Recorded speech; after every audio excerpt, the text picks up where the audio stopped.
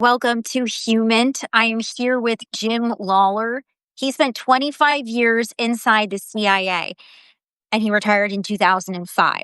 Now, one of the major roles that he played for the agency was handling NOCs. That stands for non-official cover, which means that they don't have the privilege of being protected if something goes awry. They aren't declared persona non grata and just having to leave the country. No, they could be imprisoned, they could be executed. They're doing incredibly sensitive work. So we're going to get into all of that. If you want to check out more of Jim's work, he is a published author. He's done other podcasts before. His website is The Guild Library, GUILD library.com. So we're going to get started. Welcome, Jim. Glad you're here with me. I'm so happy you made time for me in your day. I wanted to start with just general CIA, where we are. Are people still joining the agency with the massive changes that we've seen to the federal workforce? Yes, Sasha, they pretty much are. I think they've decided that whatever cutbacks occur will be due to retirement and attrition. Yes, some people took early retirement and some of the buyouts and things like that, but it doesn't seem to be affecting the number of the employees that much. So I was pleased to hear that it doesn't have a very negative effect on our national security at the moment. So I'm cautiously optimistic that they won't have to basically have any more reductions in force or anything like that. Yeah, we saw just on Friday that about 1,300, 1,400 people had to leave the State Department. They were riffed, as it's called here in Washington, reduced in force, as you say. So, in terms of recruiting people to join the CIA, you're not worried about that shifting. Have you had any conversations with people before we get into Well, NOC specifically? yes, I have a lot of young people come to me and ask me how to join the intelligence community, either CIA or DIA or FBI.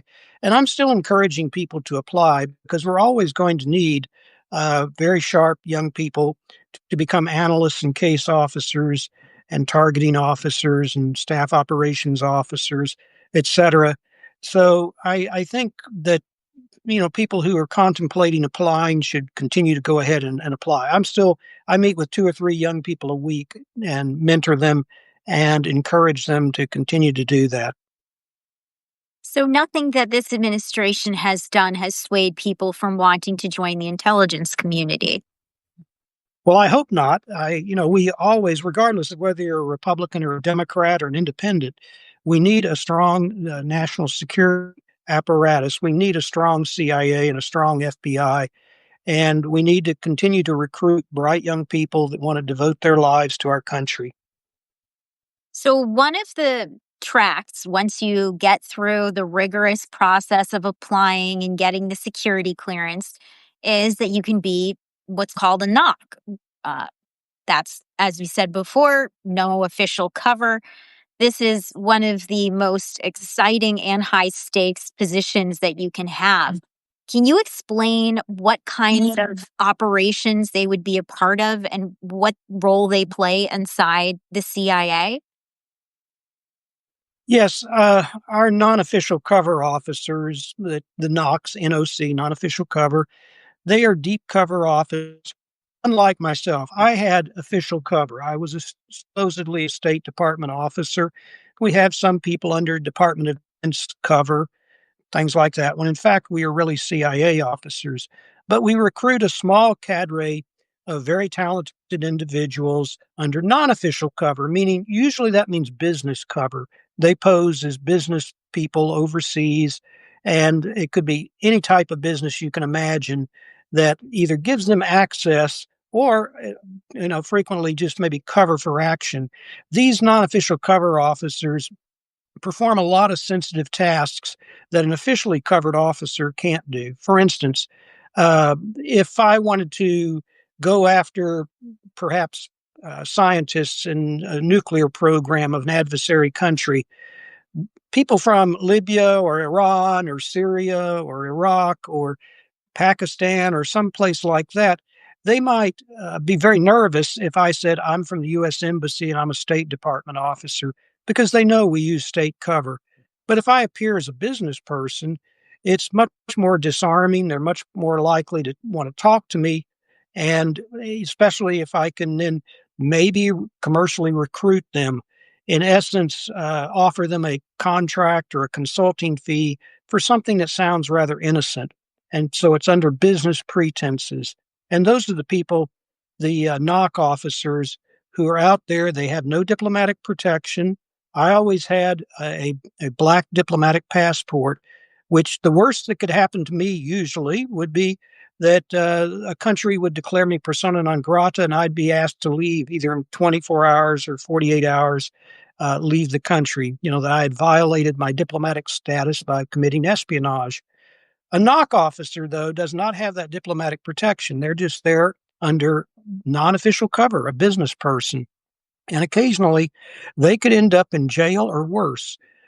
Two of the most egregious cases were during the Korean War when two gentlemen, one was named Downing, the other Fecto, were shot down in a plane, and they did not have official passports or anything. They were working for supposedly for an aviation company, and they were imprisoned in communist China, one of them for like 20 years and one for 22 years. And finally, we were able to get them out in the 1970s. It was a very tragic case, but they did not have diplomatic protection. So it's a very sensitive, but also a very dangerous job. And what kind of information would they be getting that someone who has diplomatic cover couldn't get? Well, they would not arouse suspicion. Sometimes if they have a scientific background or a background that's compatible with whatever the target we're going after, they can engage that target in a conversation, very innocent conversation about the target's business, about their focus, possibly offer them a consulting contract, which is, frankly, it's a way to trap the person, to get them used to a consulting fee and gradually get them to provide much more sensitive information. And, whereas being an embassy officer, it becomes pretty blatant very quickly that what I'm asking them to do is to spy and to betray their countries. But a knock officer, somebody under business cover, can really conduct business. I mean, plausible denial. The target might suspect that the businessman is using that information for something else, but they don't want to know. They don't want to have their nose rubbed in it, and so it becomes very innocent that they could, have a provide us with data on some sensitive things. One of my first uh, recruitments, I was not a knock officer, let me make that clear, but occasionally somebody under official cover would pose as a business person using business cover.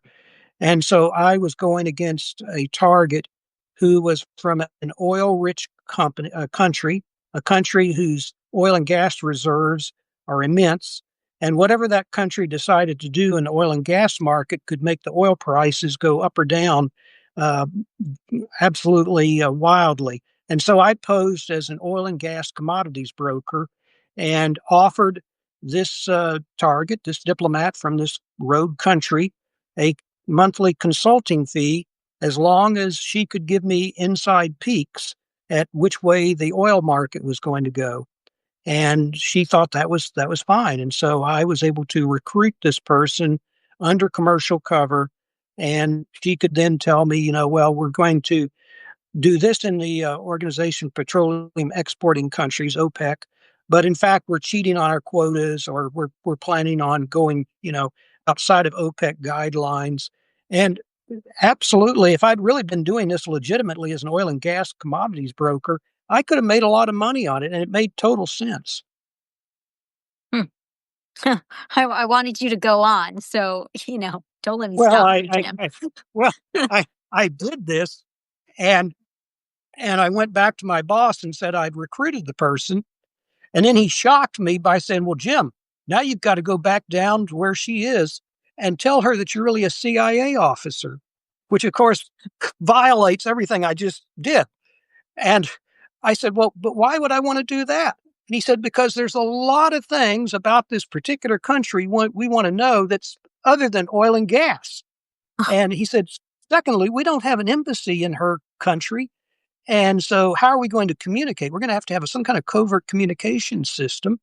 And thirdly, if she goes around and brags to all her friends that she's got this really lucrative commercial consulting contract, it could draw a lot of attention to her and jeopardize her security. And finally, in order to put her on this covert communication system, we're going to have to polygraph her, which of course doesn't look like something that an ordinary businessman would do. It's not really And I went, something oh, that happens in the usual business world. Yeah. Okay. I So, no. So I thought, oh my God.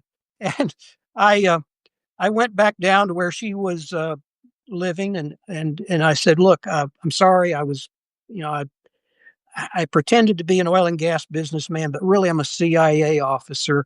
And I, and the look on her face was absolutely horrified. And I, she said, I was using an alias Jack. She said, "Jack, I like you. You're a nice guy, but you're now asking me to be a spy."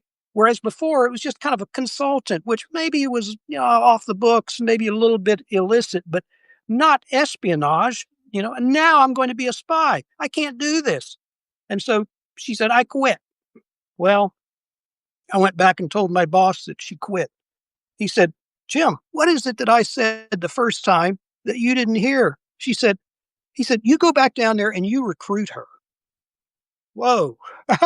So nothing like a little pressure. I always work best under pressure, but when you're under that pressure, under that microscope, and he said, look, the chief of our division is jumping up and down. He's so happy with this. Our chief of station is happy with this. We haven't recruited a person from this country in at least 6 months. And you're now trying to tell me that you want to take the score off the scoreboard? Go recruit her. Whoa. okay. So So, you go back over to her. You're like, it's Jack. I want to have well, one I for did. Jack. Yeah. I called her up. And I said, look, how about a little going away dinner? And she said, sure. I mean, she wasn't mad at me. She was just scared. I mean, you can imagine here you thought you were doing business with an oil and gas commodities broker. You like the guy, but suddenly he tells you that he's a CIA officer and you're going to be a spy.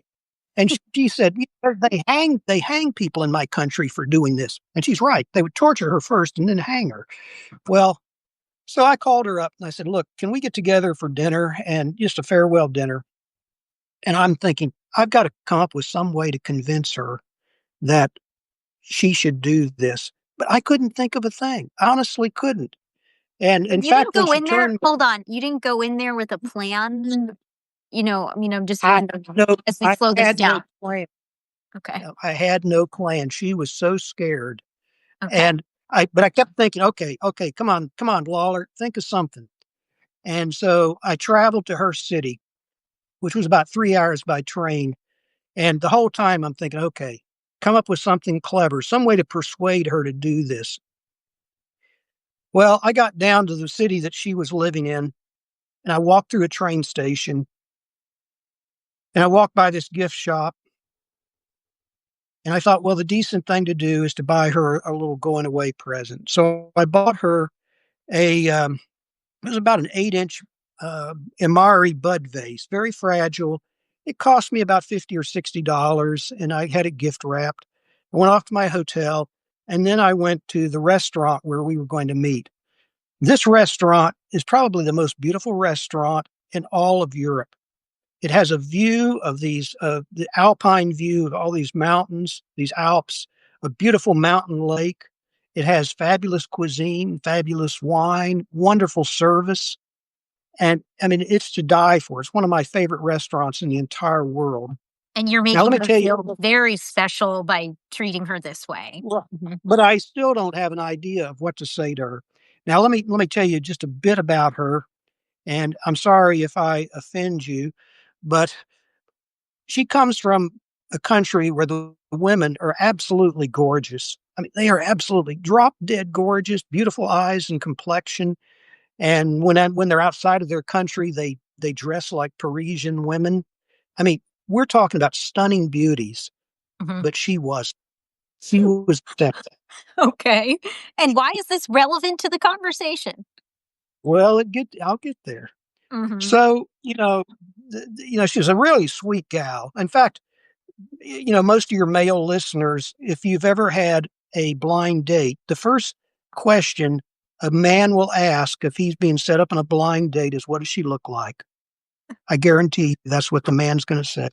And if the answer I is, didn't know this was gonna be the subject of our discussion, but go on, Jim, go on.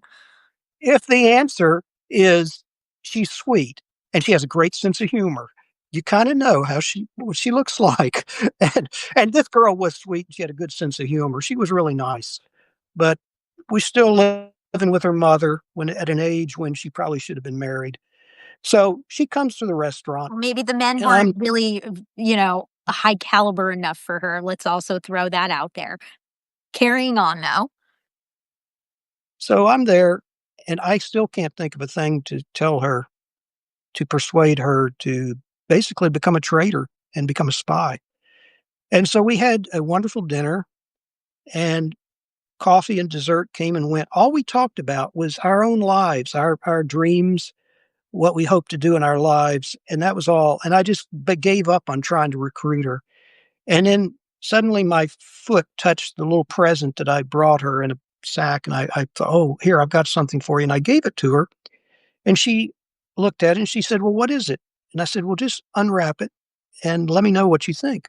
So she unwrapped it, and she was going to go back to her country in about. She was posted abroad somewhere. She was going to go back to her country.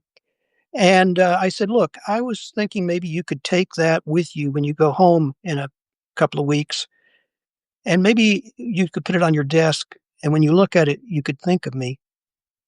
And so she's looking at it and she starts to cry. And she said something under her breath. And I said, "What did you say?" And she said, "Jack, I can do this." And I said, "Yeah, I know you can do it, but I don't want you to do this if you don't want to do it." And I meant that. I didn't want her to do it if she didn't want to do it. She said, "No, I can do it." Well, man, could she do it? We trained her in covert communications. We sent her back in. And for the next 5 years, she worked for us and supplied us with all kinds of information. And what I didn't tell you was her position. She was a secretary, but a secretary to her foreign minister. So everything he saw, she saw, and we saw. And that included the identification of every one of their intelligence officers abroad undercover. And she Wow. told us all of this for five years. And so, yeah, I Did mean, I she started out as commercial so cover, and then, which did she did she ever question doing that work in those 5 years? And were there moments where was her identity she could have been, um she was extremely productive. And then after 5 years, she temporarily lost her access. Now, I wasn't handling her. Once you recruit somebody, you may handle them for a while, but after a while, they were handled by somebody else. And normally, if we are going to terminate the relationship with one of our spies, we give them a protocol and a phone number that they should call from outside of their country if they come into access again. And it's basically it's a phone number that's manned 24 hours a day, 7 days a week. And they say a certain phrase. And, like, "I'm a friend of Jack Mitchell's." And then I'm calling from Frankfurt. And then 2 days later or a day later, we'd meet them at the main train station. Well, whoever her last handler was didn't do that. And we found out later that the reason that she had lost access was because she went into a very special training program, and she was a very smart woman, and she was trained and came out later. It turned out she was going around all over the world supervising the installation of their encrypted communication systems, meaning they would have been absolutely naked to us, but we'd lost contact with her. So I don't know whatever happened to her after that. But the last handling officer committed a terrible mistake by not giving her those instructions if she comes into access again.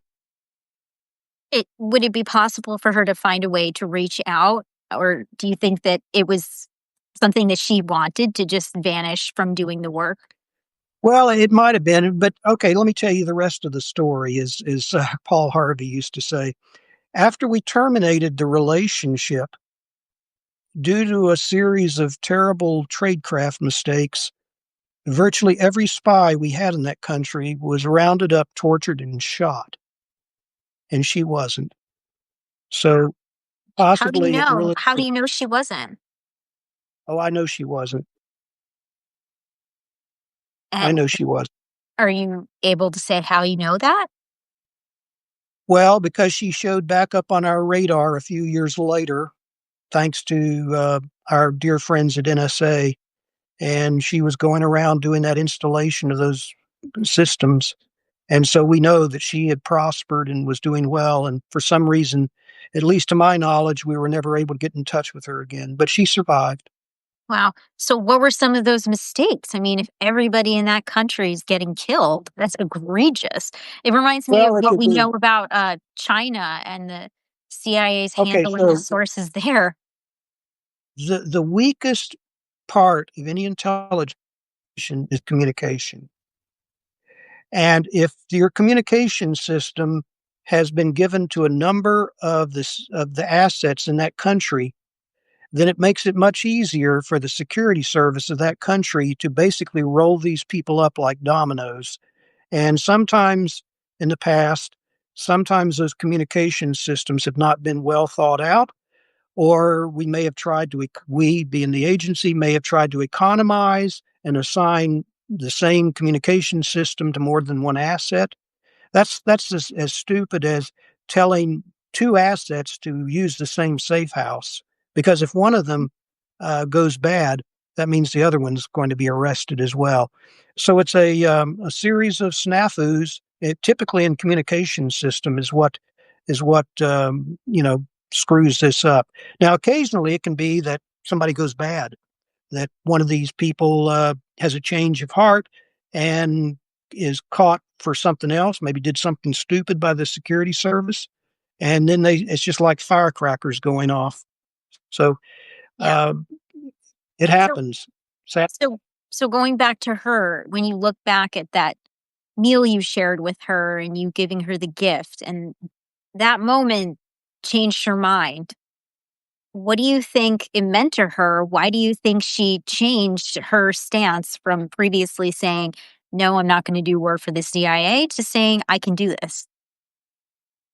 That's a great question. I've asked myself that a lot. I mean, she really did like me, and she trusted me, and I didn't want her to do it unless she really wanted to do it. And, she did, I didn't tell you, but I had given her some money earlier, for a medical procedure she had needed. It was an outpatient thing, but she really needed it. And so I had advanced her some money on her consulting fee to do that. But she could have quit, and we don't force people to do this. But, sometimes I can be very persuasive, and so I guess she saw that. She saw that she could trust me. Oh, and by the other thing I was gonna tell you was she was not an ardent supporter of the people running her country, and she liked Americans. She was very well educated, spoke beautiful English, and I think she was, feeling lonely. I mean, she was like I said, she was living with her mother, and she just wanted to be wanted. Mm, And this is a very emotional thing. yeah. It's sort of sad though that in a way it's people who are lonely who have a vulnerability that then uh can be targeted for this activity if it's going to potentially put them in harm's way. Yes, it's their choice to say yes unless they're being coerced. But for you, how do you handle that? You're getting pressure from your supervisor. We need this person. Go back there, figure it out, do it. Well, nobody, I mean, yes, he wanted me to do it, but nobody ever really pressured me. Yes, that was pressure and everything, but, all the people I recruited, they did it willingly. And let me tell you something, Sasha, I never once recruited a happy person. they're under stress. There's just various stress factors. A lot of times, the most compelling reason to commit espionage is revenge. My first major recruitment was like that. There were other reasons why this guy decided to become a spy for me, and I happened to hit him at the right time. But after I'd recruited him, and after he brought out a stack of classified material and handed it to me, he said, "Jim, let me tell you why I'm really doing this. It's because I hate my ambassador." He Wow. said, "That son of a bitch, he steals the credit for everything I do and everything everybody else in the embassy does. And so when I hand you this stack of paper, it's like I'm kicking the son of a bitch in the face." And that's why people, they can rationalize betraying a country or whatever if they feel like they've been betrayed first. And all they're doing is evening the score. And that's one of the purest motivations for And in this espionage. and this Revenge. isn't betrayal on a level of this government doesn't suit me ideologically and I feel betrayed by my government. This is a this person is messing with my job and Uh, they're betraying me personally. So it's personal. Right. Right. Yeah, that's right. I mean, you do have people sometimes that will commit to you for ideological reasons. Well, I hate communism, or I hate the Communist Party, or I hate the fact that my country has a nuclear weapons program. Yeah. And I believe that to an extent, but Mhm. a lot of times people want to put a noble reason on what they're doing, but in fact, they've got a lot of motivations underneath that. And it could be, again, they're irritated. They feel neglected. Nobody respects them. And you know what? If you're lacking that kind of respect, I'll give you all the respect you could ever want. When I tell you that the information you're providing me goes to the National Security Council and to the President of the United States, that is a huge ego booster. Oh, And yeah. you know, my one of my colleagues once said, "Jim, you're nothing but a cheerleader." I said, "Okay, that's fine. If I make these people feel good about themselves, then that's good. I'm doing my job." Nothing but a cheerleader. That's a bit harsh there. Well, I took as fine. If I can make you happy, and in return, you can become my spy, well, then I think we both profit from that. How much does loneliness play a role? The woman you were describing sounded like life didn't go the way that she wanted. I think it does. Loneliness. Oh, okay, so you may have heard of the acronym MICE: Oh, money, I'm familiar. ideology, Yeah, sorry. coercion, and ego. Mhm. Yeah, money, ideology, coercion, and ego. Ego, which ego is also revenge. Ego is also loneliness. Ego is everybody's got that. We've all got ego issues. And I think that's the most compelling reason. Money is never, hardly ever the sole reason for people committing espionage. They may need the money for other things. The guy that I pitched, where he needed money because he was going through a divorce and he didn't have the alimony to pay his ex or his soon to be ex-wife, and he had to put his kids in private schools if they were going to get a good education because he loved his children. So, yeah, I had offered him a consulting fee of a certain amount of money, and he had turned me down. And then a week later, he asked me if the offer was still good because his wife had announced she wants a divorce. And Mm, he said, I can't, I can't do this unless I accept your offer." So, yeah. um, yeah. So when we I mean, these are interesting stories and I want to hear more of them. But when we talk about NOCs, people who are risking their lives, what kind of person takes on a job like that? Well, they have to be self starters and they have to be very comfortable with ambiguity. And they have to be, I won't say they have to be loners, but they have to be able to work by themselves. And unlike me, I had contemplated being a knock when I first was joining the agency, but I'm glad I didn't because it became important to me to talk to my colleagues in my office, in my station or base, wherever I was, and to feel comfortable enough to let down my hair and just talk about espionage operations and things. And Knox don't have that. They're out there on their own. and we hire them to a different psychological profile than we do to the officially covered officers. These people are literally what we call the pointy end of the spear. And they typically they hate bureaucratic interference. Well, I hate the bureaucratic interference as well, but they don't get along well if they come inside the building frequently. And some of them have had to come inside the building and be covered because their cover was blown, or maybe because somebody inside had ratted them out to an foreign intelligence service. But we're looking for people that are temperamentally able to really act on their own and without any supervision, and not have human contact for months at a time. Perhaps I was a what we call a knock handler, meaning that I was their human interface between them and headquarters, and so their whole lives were revealed to me. I handled at one time the most senior knock in the world, and he told me, "Jim, my whole life is open to you." And he was right. I mean, everything was open to me, and we became very, very close.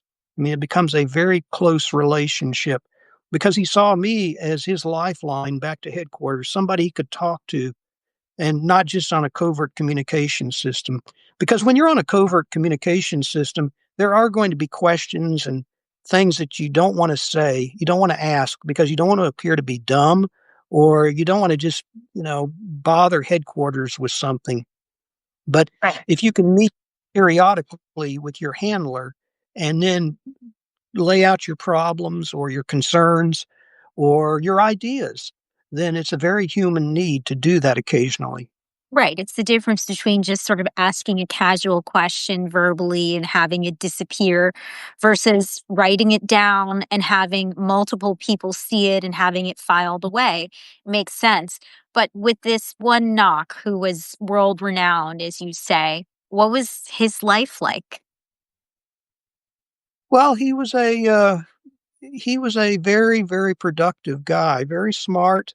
He was one of our few knocks that was not just he was not handling assets. A lot of times our knocks handle sensitive assets in a certain country, because we don't want to jeopardize them by having somebody from the embassy or the consulate come and possibly lead the local intelligence service to where that asset is. So we'll have a business person handle a sensitive asset. But this particular knock was so senior and so well regarded in the country where I was. He was, in essence, his own source. He would meet with people that were seeking his advice because he was such an expert in things. And so he was able to give us a lot of atmospherics and a lot of inside information because they trusted him. Hmm. He was, he wasn't handling spies so much as he was the spy and just absorbing the information and passing it on to me.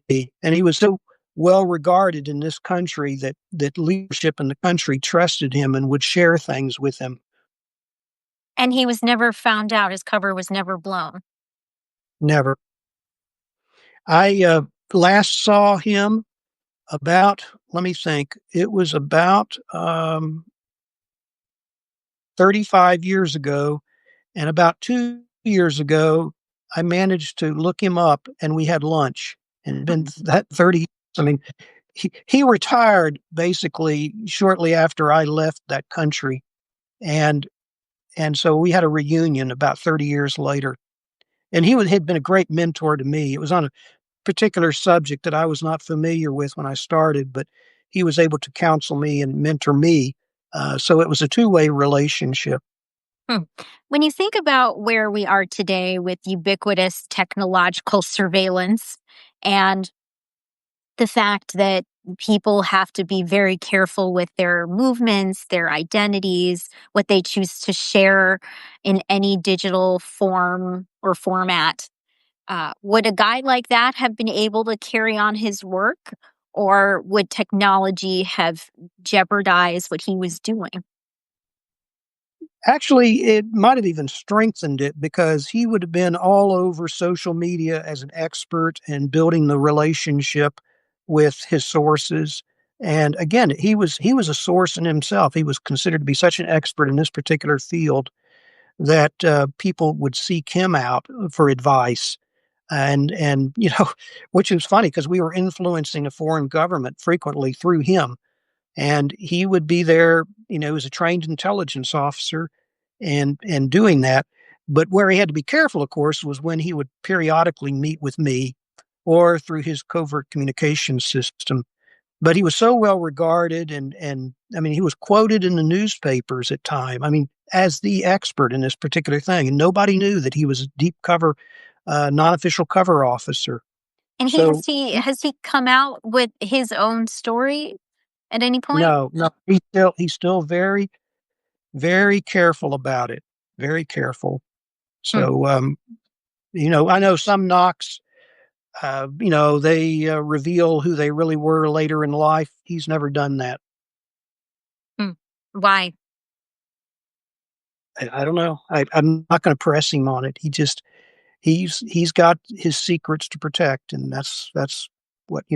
Sometimes these people, we've had a series of knocks who, um, I hate to say, go off the reservation, but they become very independent, and they don't break law. They don't break our laws. They may be breaking the laws of the country that they're residing in, but these are very independent people, and they are comfortable in their environment.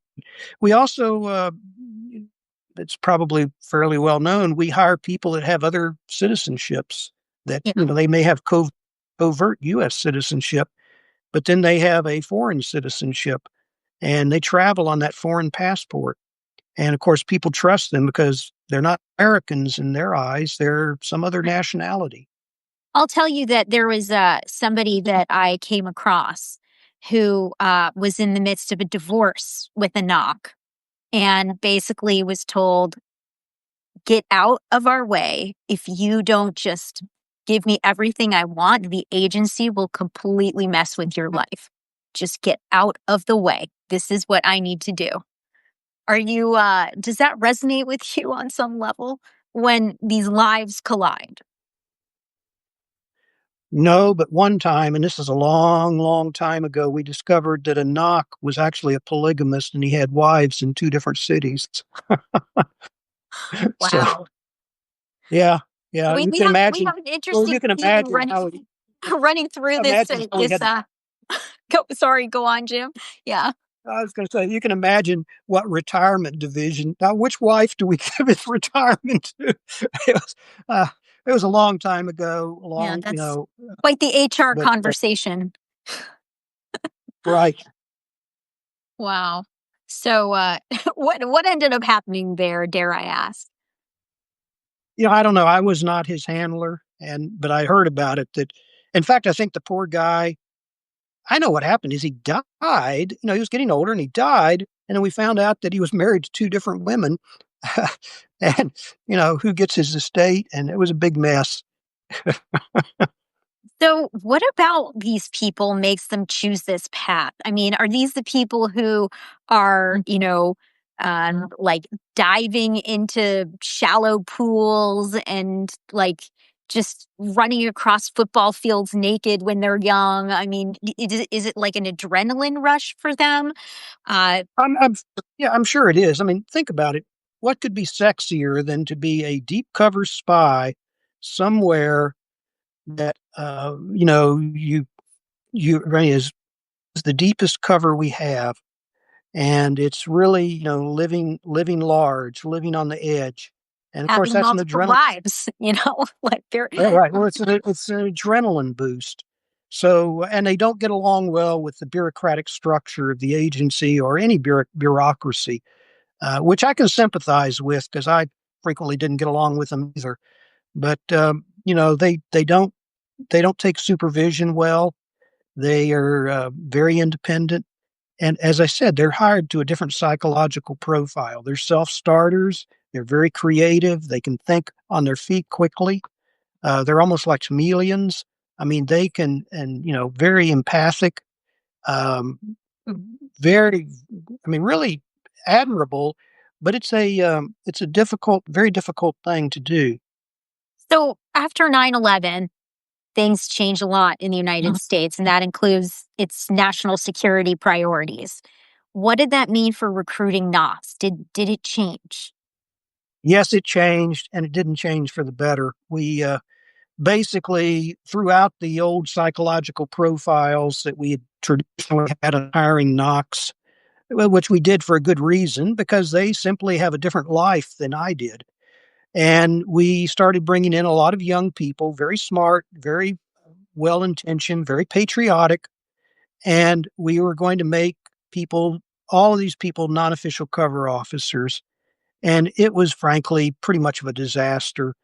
These young men and women, they tried hard, but they were learning not only espionage, but they were learning frequently the businesses that they were creating a cover for. So it was very difficult, and I had a bad feeling that a lot of these operations were going to go bad, and a lot of them did. We there was a reason why we need to keep the knock cadre relatively small. They need to be very well managed and supported. I mean, I had the probably the best knock in the entire world at one time worked for me, but we had 8 or 9 people supporting him. I mean, and so it was a tremendous administrative burden on us, but he was the best guy that that I've ever known as far as he was able to blend in and make things happen and focus, tremendous focus. Did he have Really, did he have a spouse? Did he have kids? yeah, he did. Yes, they were both foreign documented. They both had foreign citizenships and were truly wonderful, wonderful people. I'm still in a little bit of touch with him now and then, but he's certainly one of the people that helped change history. Huh. If there's anything more you can share about that. Otherwise, I do want to get back to 9/11 for a sec. Is there anything more you can say about him? Just that he's a national hero. All right. Well, I'll be taking you to a nice restaurant, buying you a nice gift, and asking you more questions about that. But no, so if we go back to these grave mistakes that were made that made operations go bad during 9/11, is there anything more that you can share on that? And then did Well, how long did it since then, since then, when we saw that a lot of these people were frustrated fortunately, I don't think there were any serious thing that we found out we couldn't support these people. A lot of them, it was a big waste of time and money and talent. A lot of these young people being very frustrated ended up resigning, which was a total waste of resources because we'd spent so much money hiring them and training them, but we didn't support them properly. And so we basically shrunk the knock cadre back down to where it had been, I think, probably before 9/11. I mean, it was we thought, well, there's no way we can recruit terrorists with somebody with an embassy business card, which so it was well intentioned, and there was some marginal success, but it was trying to do too much too quickly without enough resources. how long did it take the agency to learn its lesson? A long time. When you say that, if we're talking 2001, how long till the It agency probably it probably it probably was at least 10 years where people would continue to use knocks improperly. I've often said a knock is like a fine surgical instrument. You have surgical instruments that are used for specific purposes, but if you take that surgical instrument and you use it as a weed whacker, no, it's not going to work. And some of our biggest disasters have been when we have people, managers, who think that they can force a knock to do stuff that knocks really shouldn't do. like It what? should be maybe well, something that risks their cover, that risks their lives, that we're thinking that they can get in there and do something when frankly you could take an officially covered officer such as myself with a good commercial cover and they could do it just as well and possibly better. So knocks are very finely, like I said, fine instruments, and sometimes that's exactly what you need is a knock. But unfortunately, there are a lot of managers who are not knocks and have never handled knocks and don't know how to manage knocks. and that's where you have mistakes are made and disasters occur. When we look at where we are today, the United States just struck Iran's nuclear facilities with bunker buster bombs. Just a few moments ago, President Trump announced that the United States will provide weapons to Ukraine through NATO. Trump is now threatening tariffs of 100% if Russia doesn't sit down and make a peace deal within 50 days, to be continued on all of that. But what is your sense of where the program with NOCs rests today? We're always going to need these knock officers. I have tremendous respect for the Israeli Mossad and what they did in Iran. I mean, they knew the location of these facilities, but more importantly, they knew the location of those nuclear scientists. And I think of all the things the Israelis did in Iran. Yeah, taking out those facilities was good, but the real accomplishment was, frankly, assassinating those 11 nuclear scientists, because without those nuclear scientists, the program's going to go nowhere. Can you imagine if you were an Iranian PhD nuclear scientist? You'd probably be thinking about doing something else, maybe writing Persian poetry, anything that doesn't get you and your family killed. And they had to have knock officers, Israeli knock officers in there, uh, probably spotting these people running Iranian assets. And that's exactly the kind of thing we would be doing. We may be doing it already. I don't know. We may be doing it in Iran. We may be doing it in Ukraine, helping the Ukrainians out when we've got to. Hmm. So, how does the U.S. program differ from, you mentioned Israel, but of course, the Russian illegals program is famous. We've seen multiple Russians living in the DC area, in Boston, New York, New Jersey, posing as Americans, as journalists, professors, travel agents, all kinds of jobs, buying houses, raising children, uh, enmeshing themselves in society. So, how does a program like that compare to what the CIA does? Well, sometimes our program is compared to the Russian illegals program, and there's some similarity, but I can tell you right now, what a Russian illegal goes through is much worse than what our knock officers go through. I mean, they have to get a totally different identity, a totally different nationality, and they lose contact with their home country, with Russia, and that has tremendous psychological burdens on it. And I think they have a high attrition. In fact, I know they have a high attrition rate of these illegals that eventually decide, to heck with this. If I'm in America, I'll become an American. Or they have the illegals who go through all kinds of psychological problems and things. They have a few that actually, accomplish anything. They have a very high attrition rate, and they're kind of in a sense, in love with their own program. It's Yeah, sure, it's Putin great. speaks very lovingly of the program. Absolutely. It's a very romantic ideal to achieve a different name, a different nationality. So I ran one person like this. This was an exception. We hardly ever do this, but I ran an officer in a foreign nationality and a foreign alias. We did this for about a year, and it was extremely hard on the person. And ultimately, it was a complete disaster. And I swore that I would never, ever, ever do this again unless that person was an antisocial, asexual orphan.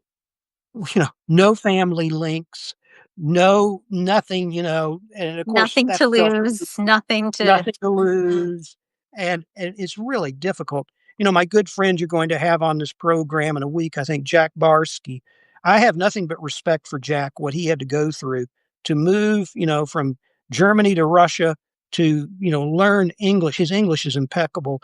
And then to come over and acquire an American identity and work as a business person in the United States, basically, cutting all ties to his family. I think he got to see his real family back in East Germany, I think maybe every year or two, Yeah. something like that. I mean, it's very difficult. can you imagine just I mean, it's like being exiled to Devil's Island almost, and So, I don't know how they I don't know how I they do mean, it.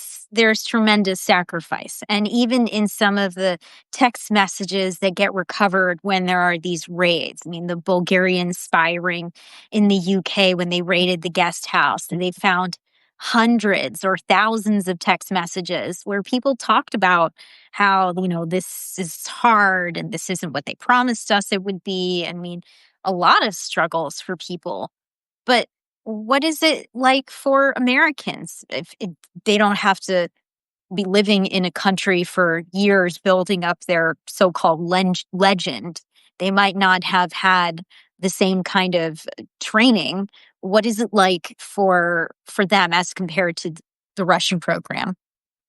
Well, our Knox have it much easier than Russian illegals. I mean, they still have it harder than we do as officially covered officers, as I said earlier in the program, because they don't have people they can go and talk to, frankly. Mm. I mean, they have nobody, maybe their spouse, they can talk to their spouse, and then they occasionally, maybe every few months, they'll meet their handler and they get to actually talk to a person.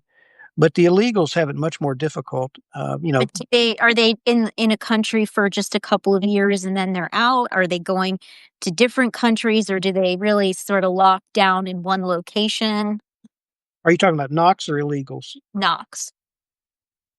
Well, they would typically stay longer than an officially covered officer because they're building their cover, they're building their network of contacts. But then again, life intervenes, and they may suddenly have elder care issues back home, or maybe their child or their spouse has a health condition, and so we have to move them somewhere else. But typically, knock assignments last longer. I mean, our assignments are anywhere from 2 to 3 or 4 years. A knock assignment can go 5, 6. I had one colleague who was posted abroad for 8 consecutive years in one country. And of course, typically you become more effective the longer you stay. You've got your network of contacts and things like that. So their lives are different. Hmm. And you had described working with somebody that turned out to be a bit of a nightmare and it did not go the way that you had hoped it to.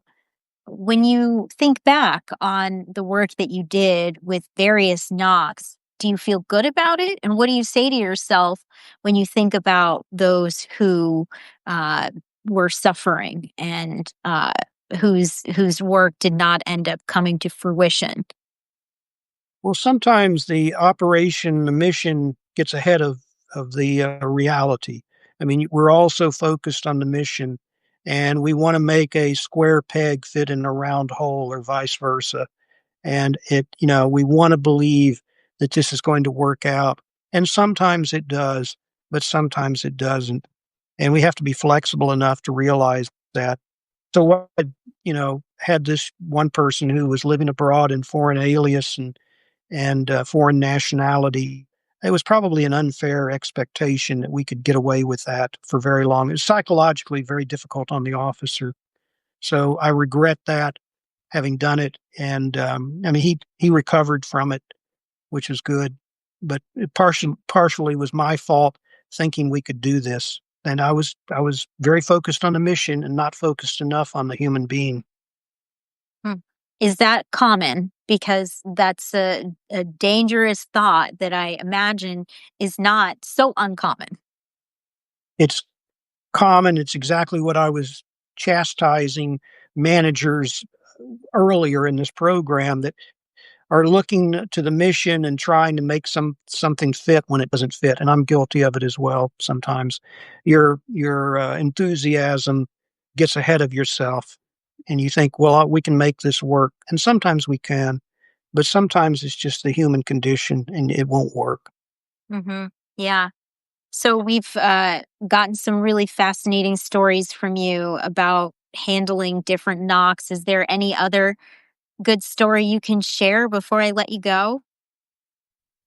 Handling knocks. Well, I mean, I'm probably there's a couple of senior agency managers, and I consider myself one of them, that I love knocks. I've got some good friends. I still associate with a lot of people who are NOCs, but it's because I know how difficult their lives are, and that, you know, properly used, NOCs can change history. The one NOC I talked about earlier, I mean, he changed history, and it was a big success for a program that I was involved in for 10 years. And without him, we never could have done it. So, I have nothing but the greatest respect and admiration for Mhm. these people. And we've had a history of poor management of NOx, and I think you could probably say that of the Russian illegals program too. And when Jack's on your program, you ought to ask him, because I know he's been pretty critical of the program in the past, that they didn't know exactly what he was going to be getting into. Yeah, And I'll this, talk about that with him. uh, Yeah. Yeah, well, I haven't really announced it, so so you kinda got ahead of me there, but, yeah, I will be interviewing a former, uh, KGB officer, you could say, somebody from East Germany named Jack, coming up, but, um it's I guess is the last question.